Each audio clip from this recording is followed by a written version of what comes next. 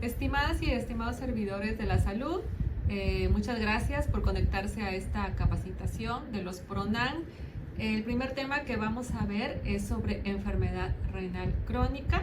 Este es un programa nacional, por lo cual en su pantalla pueden ver el registro, la clave QR para que precisamente en estos minutos, favor de registrarse todos. Entonces vamos a dar unos instantes para que se registren. Su asistencia va a estar monitoreada desde el nivel nacional. Dentro de estos protocolos nacionales de atención médica conocidos como PRONAM, una de las enfermedades más importantes es precisamente la enfermedad renal crónica. Cabe resaltar que este PRONAM es un instrumento basado en evidencia científica, o sea que ustedes van a tener los protocolos que actualmente se manejan en todas las instituciones, llámese INSS, ISSSTE, ISTEX, etc. Es aplicable en personas mayores de 18 años con o sin factores de riesgo, con diagnóstico de enfermedad renal crónica temprana y también aquella moderadamente avanzada. Cabe resaltar, y eso es muy importante para que ustedes vean sus límites, esta capacitación no incluye la lesión renal aguda o el manejo de estadios avanzados y las complicaciones de enfermedad renal crónica, tales como anemia, trastornos del metabolismo, mineral y óseo, terapias de reemplazo renal, como puede ser la diálisis peritoneal, la hemodiálisis o trasplantes. Tampoco está contemplado aquí la enfermedad renal crónica en mujeres embarazadas, niños o adolescentes. En este sentido, hay que especificar que esta capacitación está enfocado a nuestro objetivo meta, que es la población adulta en el primer nivel de atención. Dentro de los antecedentes, podemos decirles que la enfermedad renal crónica es un problema de salud pública en todo el mundo, con una prevalencia de que el 9% de toda la población tiene este padecimiento, y a nivel nacional, hasta el día de hoy, el 15% de la población es un enfermo renal crónico. Además, lo grave de esto es que es la quinta causa de muerte en México y es vital implementar acciones de prevención, promoción y atención a la salud para la población general y para aquellas con riesgo de desarrollar enfermedad renal crónica. Esto es una causa prematura y de discapacidad. Seguramente algunos de los pacientes PCD los van a encontrar que reciben algún tipo de diálisis. El tratamiento en etapas avanzadas con terapias de reemplazo renal genera costos extraordinariamente altos, es decir, aquellos pacientes que requieren un trasplante. Hay que recalcar que además la enfermedad renal crónica es asintomática en sus primeras etapas y también en aquellas moderadamente avanzadas a veces no tienen manifiestamente síntomas. Estos aparecen en etapas tardías y ya cuando está asociada a múltiples complicaciones. ¿Cuáles son los principales factores de riesgo? Aquí en esta diapositiva ustedes pueden ver 9 factores, en el cual está la diabetes tipo 2, la enfermedad cardiovascular con sus diferentes variables, la lesión renal aguda, antecedentes de preeclampsia, esto es en las embarazadas cuando tienen estos síndromes hipertensivos, la gota, infecciones de vías urinarias recurrentes. También como antecedentes están los síndromes metabólicos diversos, el uso prolongado de nefrotóxicos como los AINES y también quimioterapias. También el haber nacido con un riñón único o tener un riñón único por alguna consecuencia de alguna cirugía, el trasplante renal y los antecedentes familiares que seguramente ya detectamos en la historia clínica de enfermedad renal crónica. También el tabaquismo y otras toxicomanías son factores importantes a considerar. En cuanto a la definición, detección y clasificación, la enfermedad renal crónica se define como la presencia de alteraciones en la estructura o función renal durante un periodo superior a 3 meses, con implicaciones para la salud. Ahora, la detección de la enfermedad renal crónica en adultos con factores de riesgo, que son los que vimos en los 9 cuadros anteriores, debe realizarse al menos una vez al año mediante el cálculo de la tasa de filtración glomerular. Acuérdense con la ecuación CQD de EPI. Algunos criterios diagnósticos para esta enfermedad crónica. Recuerde que debe estar presente por un mínimo de 3 meses son los siguientes.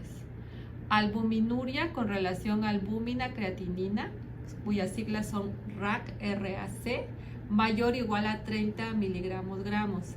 Anormalidades en el sedimento urinario. Hematuria persistente con eritrocitos dismórficos en sedimento, sangre en orina. Anormalidades hidroelectrolíticas y otras debidas a trastornos de los túbulos renales. Alteraciones histológicas en el caso, por ejemplo, de estudios de biopsia renal.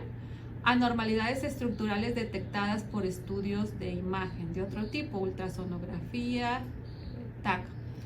Y también tener historia de trasplante. ¿A qué se le llama una tasa de filtración glomerular disminuida? Cuando es menor de 60 mililitros minuto por 1.73 metros cuadrados. Ahora, dentro de la clasificación, aquí tenemos este cuadro. Quiero aclararles que como en todas las capacitaciones, esta presentación se les hará llegar a través de sus enlaces del programa de salud casa por casa. Esta es una clasificación y pronóstico de la enfermedad renal crónica de acuerdo a la tasa de filtración glomerular y de la relación albúmina-creatinina en la orina. Entonces, aquí vemos esta clasificación A1, A2, A3 de acuerdo a los niveles de albúmina presente. En A1, por ejemplo, vemos menos de 30 miligramos gramos. En A2, 30 a 300 miligramos gramos. Y en A3, mayor de 300 miligramos gramos. En el otro lado vemos que los grados es G1, G2, G3A, G3B, G4 y G5 y está relacionado con la función renal a través de la tasa de filtración glomerular y vemos diferentes valores, desde el G1 que la tasa de filtración glomerular es 90, G2 60-89, G3A 45-59, G3B 30-40, G4 15-29, G5 menor de 15 mililitros por minuto. Entonces, por ejemplo, si cruzamos A1 con G1 con una tasa de filtración glomerular de 90 y una albúmina menor de 30 miligramos, la conducta es evaluar y vigilar.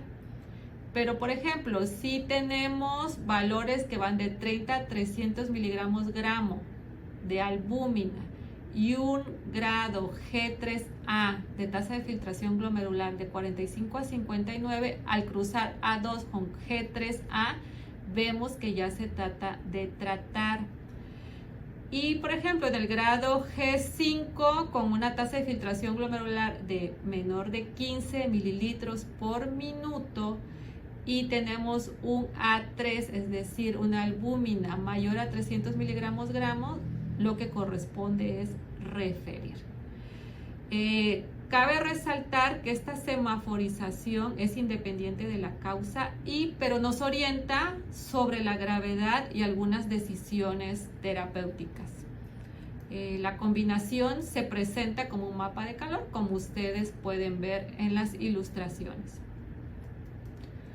Para el diagnóstico de la enfermedad renal crónica es importante considerar siempre la presión arterial y realizar creatinina sérica, examen general de albúmina y, por supuesto, la relación albúmina-creatinina en muestra aislada. En el caso de albuminuria, que es presencia de proteína en orina, hay que descartar que estas causas sean transitorias, es decir, debido a una infección de vías urinarias. A lo mejor hay un proceso febril por diversas causas, no sé, puede ser una infección de la garganta, una gastroenteritis, por menstruación, por ejercicio intenso y, bueno, Si se trata de estas causas transitorias, pues vale la pena repetir en 3 meses cuando ya no haya la infección de vías urinarias, cuando ya no esté menstruando y cuando ya el ejercicio que realice pues no sea intenso. La tasa de filtración glomerular de, por ejemplo, menor de 60 mililitros y o la relación de albúmina creatinina mayor de 30 miligramos, si se debe a causas transitorias, se va a repetir en 3 meses. Aquí ustedes ven un QR, se llama la calculadora de la tasa de filtración glomerular. Se los invito a que le abran y ahí les van a pedir unas variables y le va a arrojar.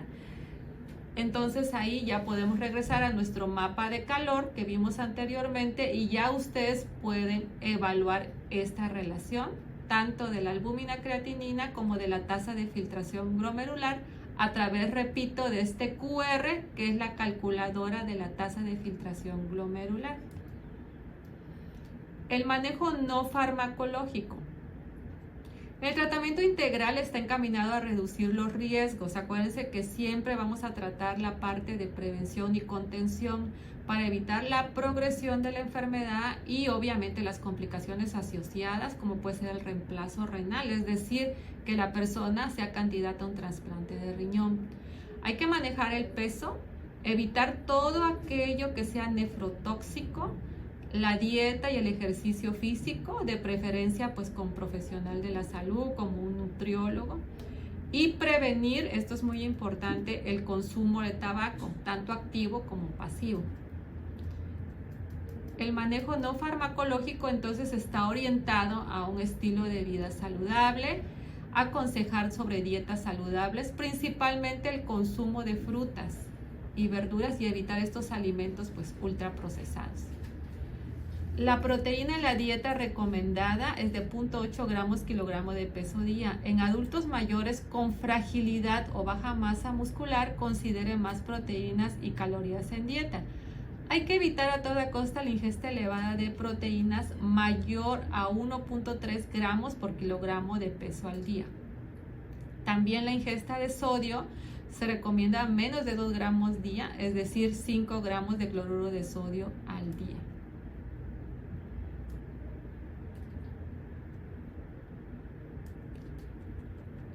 Ahora, el tratamiento farmacológico. Ya vimos lo que es el tratamiento no farmacológico. Ahora, en relación al tratamiento farmacológico. Uno de los mecanismos que se recurre es al bloqueo del sistema renina-angiotensina-aldosterona. El control óptimo de la presión arterial es un elemento clave para evitar el avance de la enfermedad renal crónica en pacientes con o sin proteinuria. La meta propuesta es una presión arterial sistólica menor de 120, si es tolerable y segura. Cuando el control óptimo no se logra, se recomienda seguir el PRONAM de hipertensión arterial sistémica, que es otra capacitación que nosotros vamos a tener también de esta manera. En cuanto al bloqueo del sistema renina-angiotensina-aldosterona, que es el tratamiento farmacológico, la evidencia nos demuestra que los inhibidores de este sistema renina-angiotensina-aldosterona son de manejo clave, ya que disminuye la concentración de proteína en orina, es decir, la albuminuria, y retrasa la progresión de la enfermedad renal crónica. Al reducir la duplicidad de creatinina, la duplicación de creatinina sérica y la disminución del 50% de la tasa de filtración glomerular y la aparición de enfermedad renal terminal. ¿Cuáles son estos fármacos inhibidores del sistema renina-angiotensina?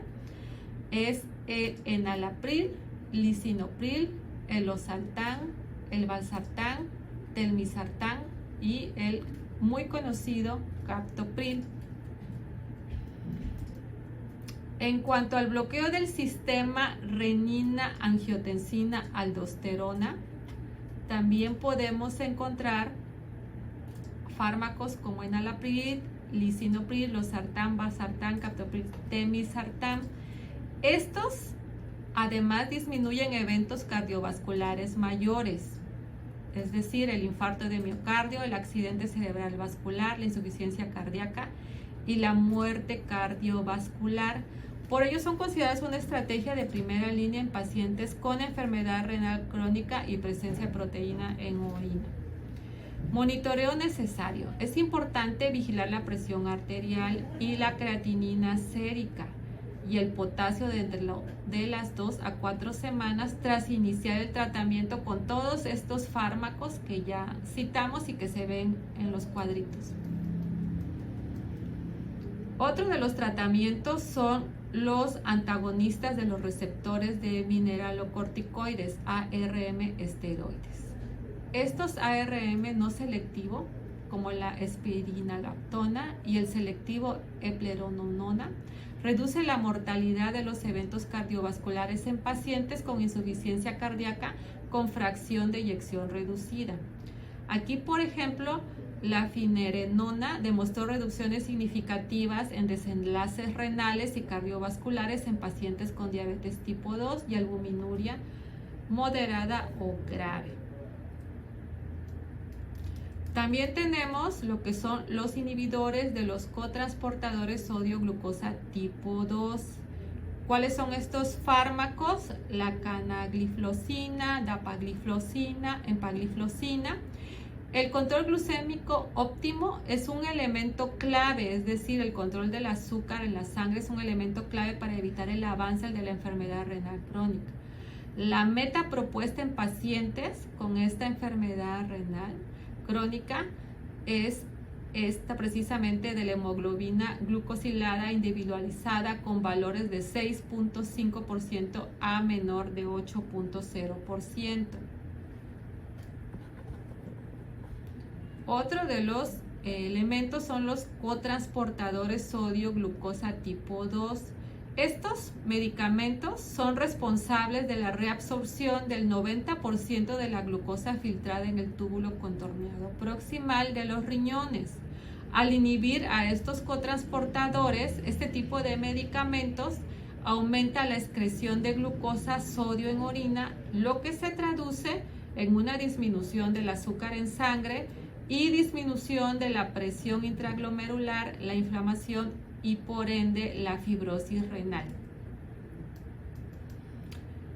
Una vez iniciados este tratamiento con estos inhibidores de los cotransportadores sodio-glucosa tipo 2, puede continuarse hasta el inicio de la diálisis o el trasplante renal. En pacientes sin diabetes, estos fármacos reducen el riesgo de progresión de la enfermedad renal crónica debido a que tienen efectos además renoprotectores independientemente de su acción para controlar la glicemia, es decir, acción hipoglucemiante.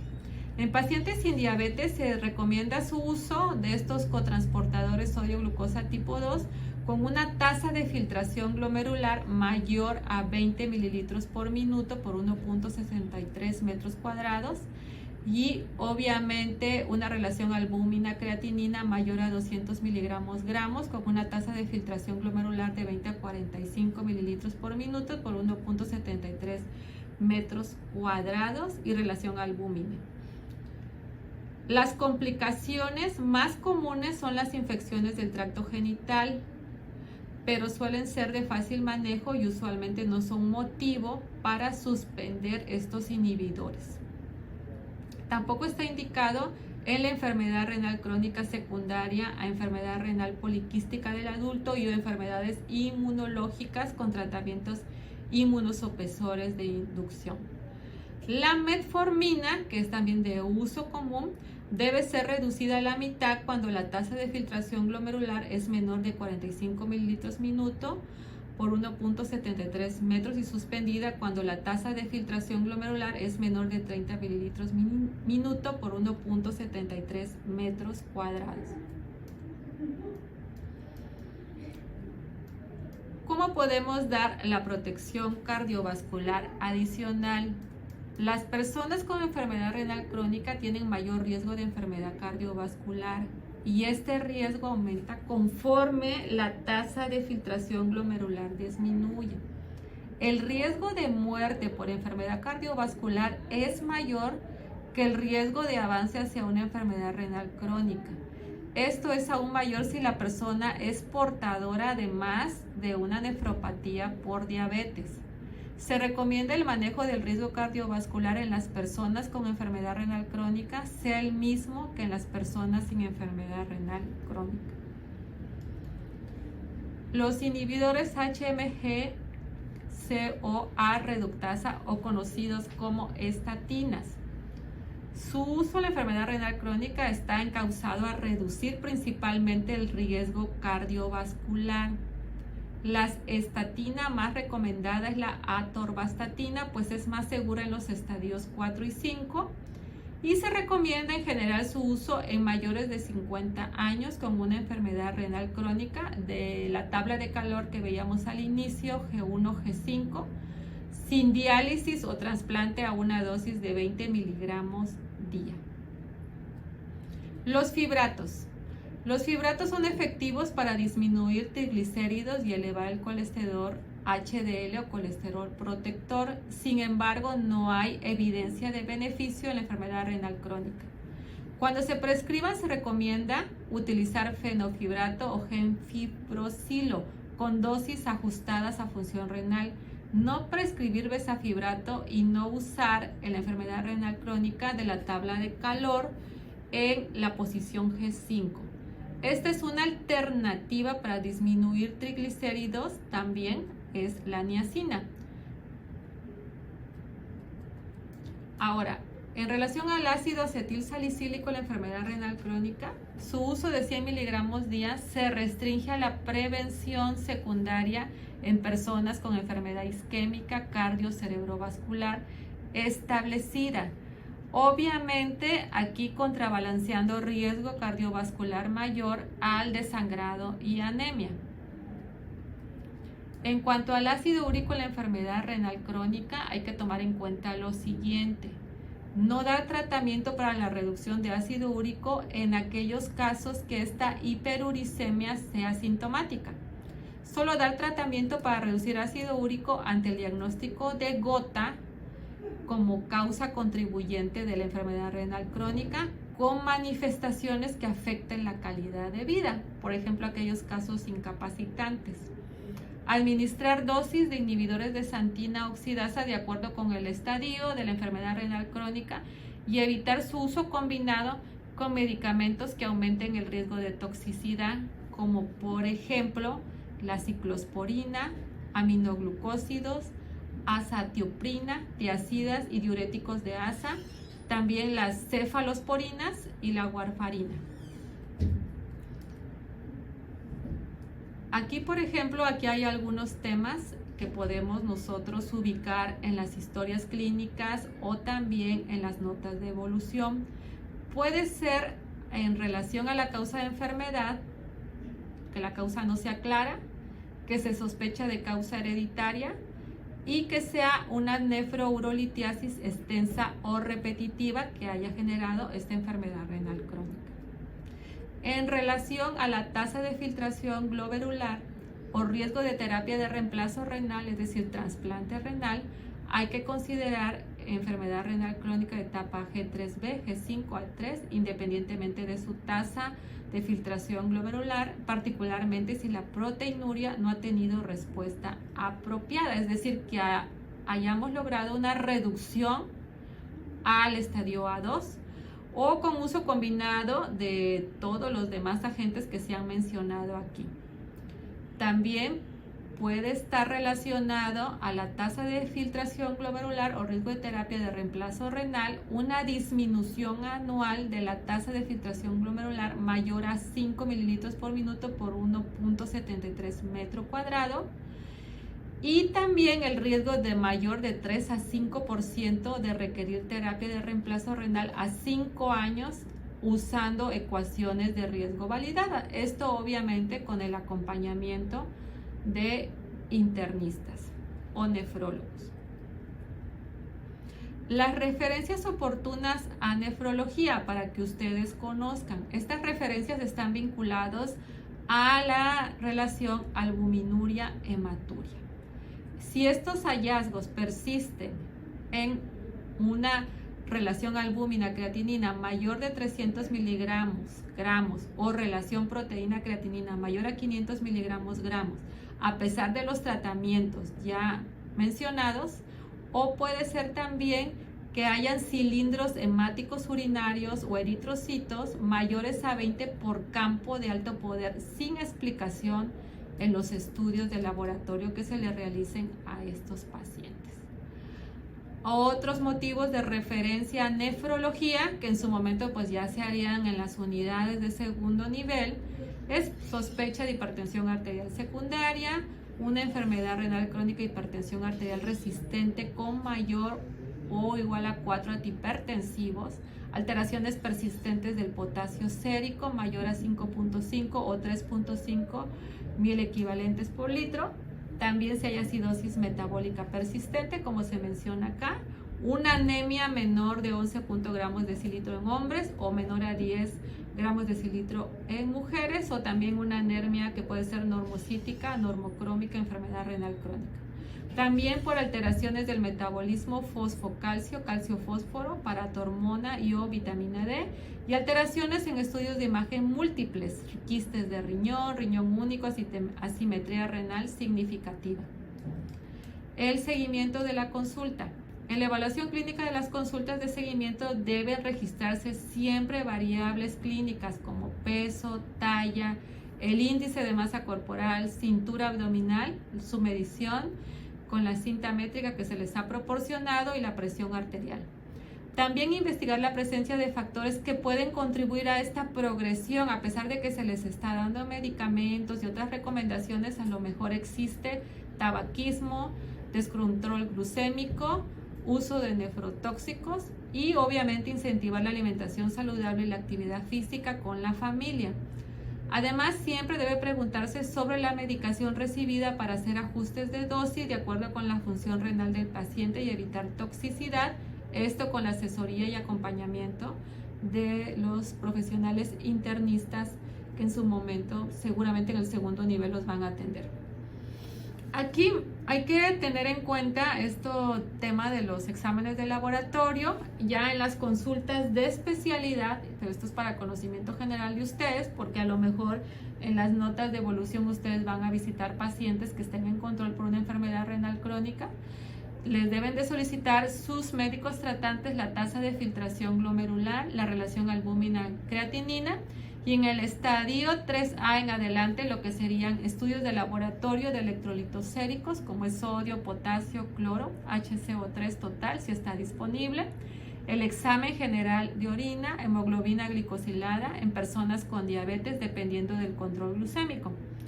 También es importante que ustedes sepan en estos pacientes que anualmente debe haber búsqueda intencionada de complicaciones para que en sus unidades de control les hagan biometría hemática completa, ácido úrico, lípidos, el perfil que comprende colesterol total, HDL, LDL, triglicéridos, calcio, fósforo y fosfatasa alcalina en el total del suero. Aquí, en cuanto a las referencias oportunas a nefrología y nada más para su conocimiento, la periodicidad y el nivel de atención de las consultas en seguimiento de estos pacientes con enfermedad renal crónica es, por ejemplo, en el primer nivel de atención, en el estadio G1 a G3A con una relación albúmina-creatinina menor o igual a 300 miligramos, la consulta puede ser cada 6 meses. Para el nefrólogo ya estamos hablando de un segundo o tercer nivel de atención en el mapa de calor en la clasificación G3B a G5 con una relación albúmina-creatinina mayor de 300 miligramos, puede ser cada 3 meses de acuerdo al criterio nefrológico. En cuanto a las inmunizaciones, deben considerarse las siguientes dosis de estas vacunas en estos pacientes, como es la hepatitis B con estas dosis, la influenza con esta dosis estándar anual de vacuna recombinante, neumococo, dosis de vacuna polivalente conjugada al inicio y posteriormente cada 5 años, y la SARS-CoV-2, pues la dosis estándar. Y aquí vemos un esquema donde se ubican las diferentes vacunas con los estadios de la enfermedad renal crónica, tal como lo vimos en el mapa de color. Y aquí están los algoritmos de tratamiento farmacológico de acuerdo a si tiene una enfermedad hipertensiva con diabetes tipo 2 y algunos datos importantes que es importante que ustedes tengan en cuenta siempre en el tratamiento. Pueden acceder también aquí a través de estos QRs del PRONAN de hipertensión arterial sistémica y el PRONAN de diabetes tipo 2 y síndrome metabólico. Cabe resaltar que el PRONAN en este año son los protocolos de atención que están unificados en todo el sector salud. Les repito, llámese IMSS, ISSSTE, Secretaría de Salud, etc.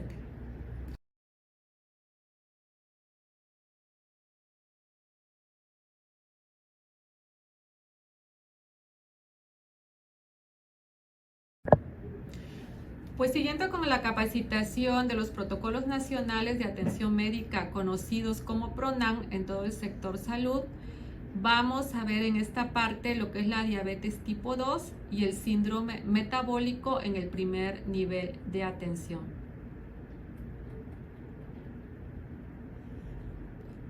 La diabetes tipo 2 es una enfermedad crónica que se caracteriza por niveles altos de glucosa en sangre.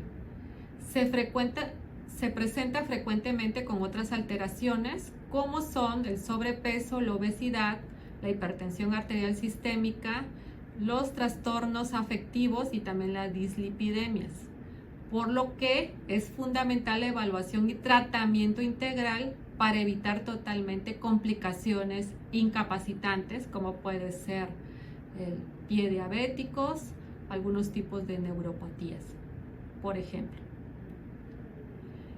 El síndrome metabólico es definido como un conjunto de alteraciones de origen precisamente del metabolismo que se relacionan con un mayor riesgo de desarrollo de enfermedad cardiovascular.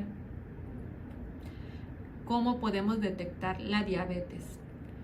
Hay que solicitar una glucosa en ayuno y hemoglobina glucosilada en todo mayor de 45 años, en cualquier persona también, cuando se requiera detectar diabetes, incluyendo niños y adolescentes, que tengan alguna de las siguientes condiciones, que es muy importante ustedes tengan siempre en cuenta. Familiares de primer grado con diabetes, si hay sobrepeso u obesidad, o que tengan el antecedente de bajo peso al nacer, es decir, que hayan pesado 2.5 kilogramos, menor a 2.5 kilogramos. Que tengan diagnóstico de prediabetes y o diabetes gestacional, es decir, si es mujer que durante su embarazo ella refiera que su gineco, quien le atendió, le dijo que cursó con una diabetes del embarazo. También tienen riesgo y hay que solicitar esta glucosa en ayuno y la hemoglobina glicosilada en mujeres con hijas con peso mayor a 4 kilogramos, igual o mayor a 4 kilogramos. Personas con diagnóstico de hipertensión, dislipidemia, enfermedad cardiovascular, aquellas que tienen infección por VIH, en tratamiento con antipsicóticos y también aquellas mujeres con síndrome de ovario poliquístico.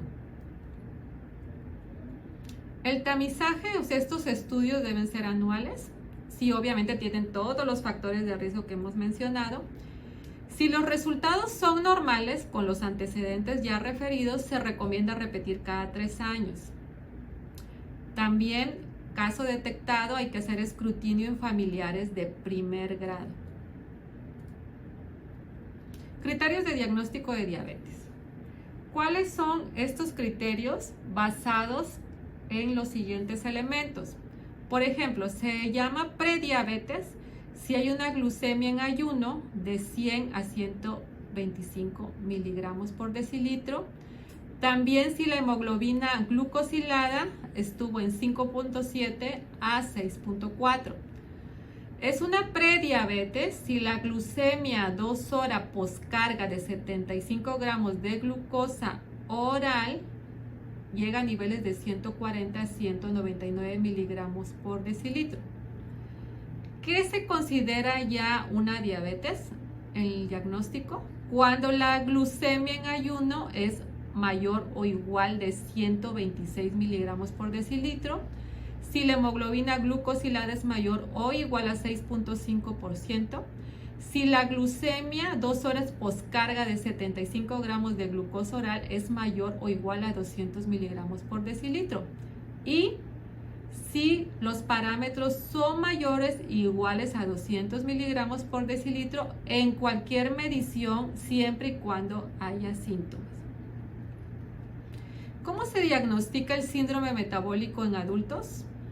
Debe de tener cualquiera, o sea, 3 de las cualquiera condiciones siguientes: una circunferencia de cintura mayor de 80 centímetros en mujeres y mayor de 90 centímetros en hombres, un colesterol HDL o de alta densidad menor a 50 miligramos decilitro en mujeres y 40 miligramos decilitro en hombres. También si el triglicérido es mayor a 150 miligramos por decilitro y la glucosa de ayuno mayor o igual a 100 miligramos por decilitro. La presión arterial mayor o igual a 130 milímetros, la sistólica, y 80 milímetros la diastólica. Repitiendo, un síndrome metabólico en adultos es aquel que tenga cualquiera 3 de las siguientes condiciones. ¿Cómo se diagnostica el síndrome metabólico en edades de 6 a 18 años? Esto pues ubica a aquellos pacientes con PCD que seguramente van a ver en la consulta. Debe tener igual 3 de las siguientes condiciones para que ustedes pongan en su diagnóstico síndrome metabólico: una circunferencia de cintura mayor a 90 centímetros, triglicéridos mayor a 150 miligramos por decilitro, la presión arterial mayor o igual a 130 milímetros en la sistólica y mayor o igual a 85 milímetros en la diastólica, un colesterol HDL menor a 40 miligramos por decilitro y glucosa de ayuno mayor a 100 miligramos por decilitro. ¿Cómo se da la atención de la persona con diabetes y comorbilidades metabólicas? Debemos de hacer la historia clínica completa y registrar en cada consulta la edad, los diagnósticos establecidos, el año del diagnóstico de cada uno, el motivo principal de la consulta, es decir, el malestar principal, checar si hay tabaquismo y revisar registros de glucometrías preprandiales, es decir, en ayuno, y episodios de hipoglucemia. Y en la exploración física, peso, talla, medición de cintura, el índice de masa corporal, la presión arterial o tensión arterial y la revisión también de los pies. En el tema de la atención de las personas con diabetes y comorbilidades metabólicas es importante la revisión de pies. Hay que palpar el pulso pedio. En caso de disminución o ausencia, referir a evaluación por angiólogo, revisión de espacios interdigitales y si observa humedad, indicar medidas preventivas, el secado y aplicación de talco, identificar zonas de hiperkeratosis y revisar tipos de calzado. Se considera adecuado cuando tiene punta cuadrada o redonda, horma ancha y material suave. Todo lo contrario debe ser evitado. Dar la recomendación a la familia. ¿Qué se evalúa en la persona con diabetes y comorbilidades metabólicas? Hay que referir al oftalmólogo y registrar fecha de diagnóstico y tratamiento para evaluación de fondo de ojo. También la revisión retiniana anual debe ser independiente. Esto es independiente de la agudeza y capacidad visual. La atención de la persona con diabetes y comorbilidades tiene que tener un componente educativo, por lo cual es importante que ustedes consulten en cualquier plataforma. Pueden encontrar el manual para personas que viven con diabetes, viviendo bien, del INS Bienestar, que es descargable y de acceso libre para que puedan compartirlo a través de PDF en los celulares de sus pacientes y para que ustedes también lo conozcan. La atención de la persona con diabetes y comorbilidades metabólicas debe tener los siguientes estudios. Muy importante: la hemoglobina glucosilada, perfil de lípidos, creatinina en suero con la tasa de filtración glomerular realizado en no más de 3 a 6 meses previos a la consulta. También la medición de la relación albúmina-creatinina en orina al azar en la primera consulta una vez cada año o cada 6 meses. Si el resultado es mayor o igual a 30 miligramos por gramo. ¿Cuáles son las medidas no farmacológicas? La alimentación y la actividad física. Las medidas farmacológicas pueden consistir en la biguanina y diferentes tipos de inhibidores y también en algunos análogos y las sulfonilureas. Las detecciones oportunas deben darse en cuanto al estado emocional, la evaluación de fondo de ojo, educación en autocuidado, referencia oportuna a segundo nivel y metas de control. Aquí vemos un esquema que, como se les va a compartir esta presentación, ustedes van a poder verlo con calma sobre los alimentos importantes, cuáles se deben de aumentar, cuáles se deben de moderar y cuáles definitivamente hay que evitar. Están aquí en color verde, amarillo y rojo. Y obviamente es importante enviar a un servicio de nutrición para adecuar la dieta a las diferentes personas. Esto, por ejemplo, son recomendaciones generales en el tema de nutrición y va a tener que ser pues apoyado por un nutriólogo. Recuerden la importancia del consumo de agua simple, la importancia de agregar verduras a la dieta. La actividad física y los ejercicios también tienen que ver, obviamente, con ahora sí que la historia personal de cada paciente. Y obviamente si es una persona con PCD, pues también tiene que tener su orientación. No se puede generalizar, pero de manera importante hay que evitar, en la medida de lo posible y dependiendo de las condiciones del paciente, permanecer más de 1 hora sentado viendo televisión. Hay que evitar utilizar elevadores, utilizar escaleras eléctricas, evitar utilizar el automóvil para distancias cortas, evitar usar los videojuegos por más de 1 hora. Entonces le digo, esto tiene que ver también con la condición del paciente. Obviamente no vamos a generalizar, pero pues son recomendaciones importantes. La actividad física y el ejercicio obviamente tiene que ver con algunas posibilidades tecnológicas. Hay personas que a lo mejor pueden descargar aplicaciones y si no tienen una discapacidad que les impida la deambulación, si no hay limitación física, repito, puede realizar más de 5,000 pasos al día. Y la recomendación de ejercicio aeróbico es de 15 a 60 minutos al día, 3 a 5 días a la semana con intensidad moderada. Recomendar ejercicio de resistencia, pues dependiendo también, repito, de las características de los pacientes. Los tratamientos farmacológicos que tienen la relación albúmina-creatinina menor de 30 miligramos gramos y una tasa de filtración glomerular mayor o igual de 60 mililitros minuto sin evento cardiovascular, pues tenemos a la metformina y obviamente con un tema de hemoglobina glicosilada mayor a 7.0% en 3 meses.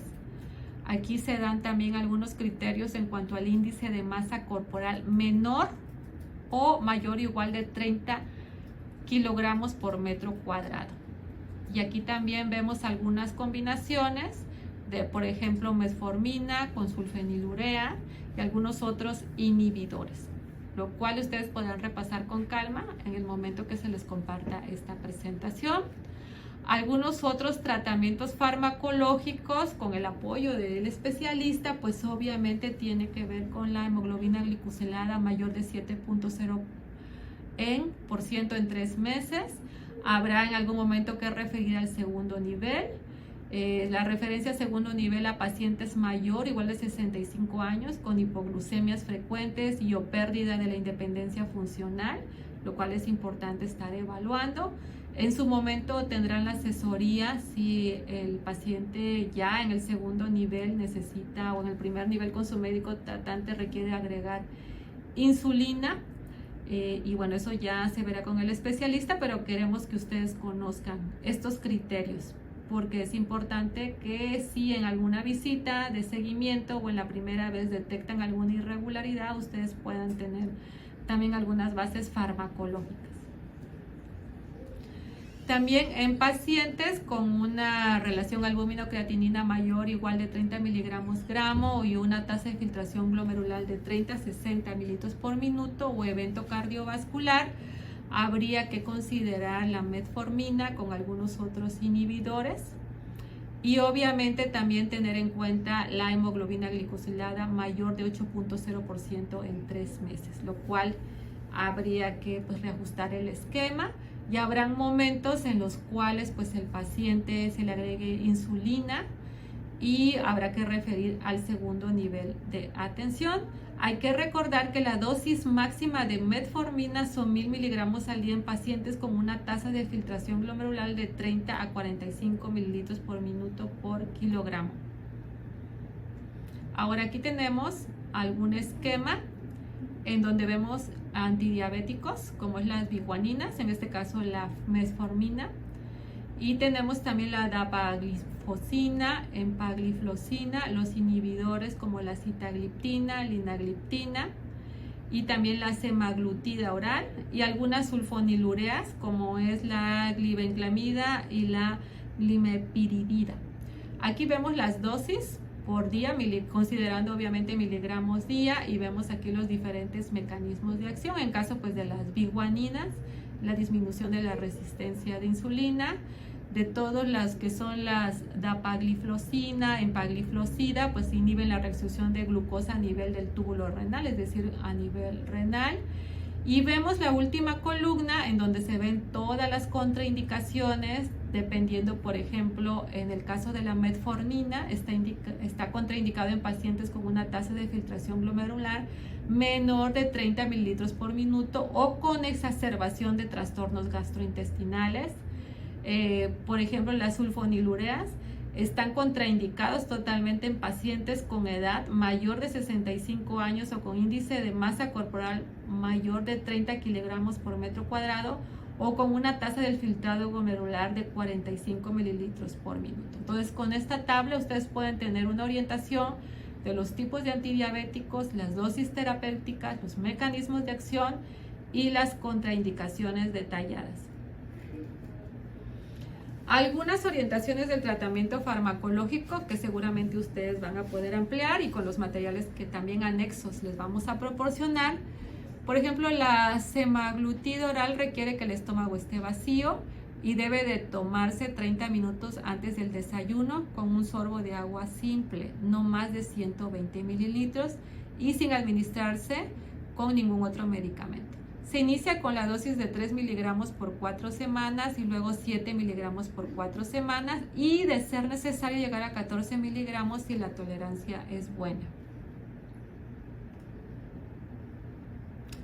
Los principios generales del tratamiento farmacológico de la diabetes tipo 2 y del síndrome metabólico tienen algunos principios, como por ejemplo, en todo paciente con prediabetes y diabetes tipo 2 hay que considerar inicio del tratamiento con metformina de 850 miligramos al día durante una semana. Si no presenta síntomas gastrointestinales como náusea, dispepsia, distensión abdominal o diarrea, se puede aumentar a 850 miligramos cada 12 horas y mantener hasta evaluación en 3 meses. Ahora, si el paciente presenta relación albúmina-creatinina mayor o igual de 30 miligramos gramo, hay que agregar tratamiento con un inhibidor del cotransportador sodio-glucosa tipo 2 en combinación con un inhibidor de enzima convertidora de angiotensina o antagonista de los receptores de la angiotensina 2. Se recomienda también una medición anual de vitamina B2 en suero en personas con dosis mayor o igual de 1500 miligramos de metformina, pacientes mayores de 65 años o trastornos gastrointestinales crónicos, neuropatía periférica sintomática. En este caso, suplementar si el resultado es menor de 200 partes por millón por litro de precisamente de la vitamina B12, es decir, elevaríamos la dosis de vitamina B12. En cuanto al tratamiento de la hipertensión arterial sistémica en personas con diabetes tipo 2, por ejemplo, si la TA es de 130/80 o menor a 140/90, hay que tener en cuenta para la evaluación la relación albumina-creatinina, si es menor de 30 o mayor o igual de 30. Entonces aquí, por ejemplo, se considera el monitoreo de la tensión arterial a revisar en una semana y bueno, evaluar el uso del inhibidor de enzima convertidora de angiotensina o el antagonista de receptores de angiotensina.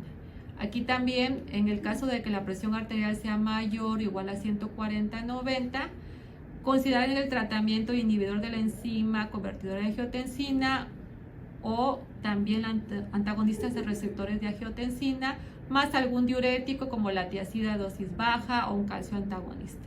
Si, por ejemplo, no se alcanzó la meta de regular la presión arterial, pues hay que aplicar un triple esquema. Esto es un inhibidor de la enzima convertidora de angiotensina o antagonista de receptores de angiotensina, más un diurético tiazida, más un calcio antagonista. Si no alcanzó la meta, es decir, si no se controló la presión, entonces hay que referir a un segundo nivel para estudio de hipertensión arterial secundaria. Recuerden que en un paciente con diabetes tipo 2 es imprescindible que la presión arterial se trate de forma óptima para contribuir a la prevención tanto de la enfermedad cardiovascular como de la enfermedad renal crónica. El tratamiento del colesterol, la enfermedad cardiovascular es una de las principales complicaciones que tienen los pacientes diabéticos. Para su prevención se debe alcanzar metas de control del azúcar y metas de control de lípidos, niveles de colesterol LDL ya establecido, de acuerdo con la presencia o ausencia de eventos cardiovasculares previos en pacientes. Entonces, por ejemplo, aquí en este esquema, paciente sin evento cardiovascular o paciente con evento cardiovascular, aquí vemos algunas cifras, por ejemplo, si el colesterol total es mayor de 180 miligramos decilitro o si el colesterol total, a pesar de ser de mayor de 180 miligramos, tenemos una LDL mayor de 70 miligramos por decilitro o no, HDL mayor de 100 miligramos por decilitro. Entonces aquí, por ejemplo, están los criterios si se inicia alguna estatina, como la atorvastatina de 20 miligramos día o la rosuvastatina de 10 miligramos día. Si no se alcanza la meta, aumentar la dosis, atorvastatina 40 miligramos día o rosuvastatina 20 miligramos día. Si no se aumenta la dosis, agregar ese timide 10 miligramos día, y si no se alcanza la meta, pues ya se refiere a un segundo nivel de atención. En caso de que el paciente tenga depresión, hay que estar siempre en el monitoreo de la salud mental. Se le pregunta en las 2 últimas semanas qué tan seguido ha tenido molestias debido a los siguientes problemas. Por ejemplo, poco interés o placer en hacer cosas, ningún día, varios días, más de la mitad de los días, casi todos los días, poco interés o placer en hacer las cosas, se ha sentido decaído, deprimido. Eso es súper importante porque también influye en la adherencia al tratamiento. La suma de puntos, si la suma de puntos es mayor o igual a 3, hay que hacer las siguientes preguntas y establecer el diagnóstico si tiene 3 o más de las siguientes condiciones. Por ejemplo, insomnio o agitación o lentitud psicomotora, fatiga, pensamiento de inutilidad, disminución de la concentración, pensamiento o ideas de muerte, aumento o disminución del apetito casi todos los días, lo cual va a complementar el diagnóstico del cuadro depresivo. Obviamente en estas circunstancias también se va a contar con la asesoría de especialistas en salud mental para que igual sea referido y pueda darse el tratamiento correcto de la depresión. En este caso puede ser la sertralina, la escitalopram o la fluoxetina. Se evalúa a las 6 semanas. Dependiendo del tipo de mejoría, pues ya se harán las referencias o se ajustarán las dosis de los medicamentos. Las referencias oportunas deben de darse siempre en todos los casos de diabetes tipo 1, en embarazo en mujeres con diabetes, si se sospecha o diagnostica diabetes secundaria, en pacientes con una tasa de filtración glomerular menor o igual a 30 mililitros por minuto por 1.73 metro cuadrado, cuando hay incumplimiento de metas de control, en pacientes con índice de masa corporal mayor o igual a 40 kilogramos metro cuadrado, cuando hay visión borrosa súbita o progresiva, o miodesopsias, que son estas imágenes flotantes que a veces pueden ver los pacientes. ¿Cuáles son las metas generales del control metabólico? Es decir, tenemos que lograr un peso saludable, glucemias capilares, control de colesterol, tensión arterial adecuada y suspender tabaquismo. Aquí vemos en este cuadro cuáles son las metas generales del control metabólico. Por ejemplo, la glucosa preprandial de 80 a 130 miligramos por decilitro, la hemoglobina glucosilada menor a 7%, el colesterol LDL menor a 100 miligramos por decilitro y la presión arterial menor a 130-80 milímetros de mercurio. Las metas en el diabetes tipo 2 cuando hay riesgo de hipoglucemia grave son estas cifras, por ejemplo, glucosa preprandial de 80 a 140 miligramos por decilitro, una hemoglobina glucosilada menor a 8%, reducir 50% de la basal, el colesterol LDL, y la presión arterial igual o menor a 130 a 80 milímetros de mercurio. Estos pueden ser algunos anexos para que ustedes sepan que existen, de la edad, de síntomas, de los registros de algunas glucemias. Hay personas que igual las familiares lo checan, al apego al plan de alimentación, pasos por día en promedio, ejercicio moderado, la evaluación oftalmológica con los datos cuando se realizó. Aquí también algunos registros de la atención que es importante considerar, alteraciones emocionales, tabaquismo, medicamentos, perímetro de cintura, algunos estudios de laboratorio, los planes terapéuticos indicados. Y bueno, pues este es algunos componentes del PRONAM sobre el síndrome metabólico y la diabetes mellitus tipo 2. Les repito, se les va a brindar toda la información bibliográfica necesaria y pues los motivo para que continuemos estudiando. Muchísimas gracias.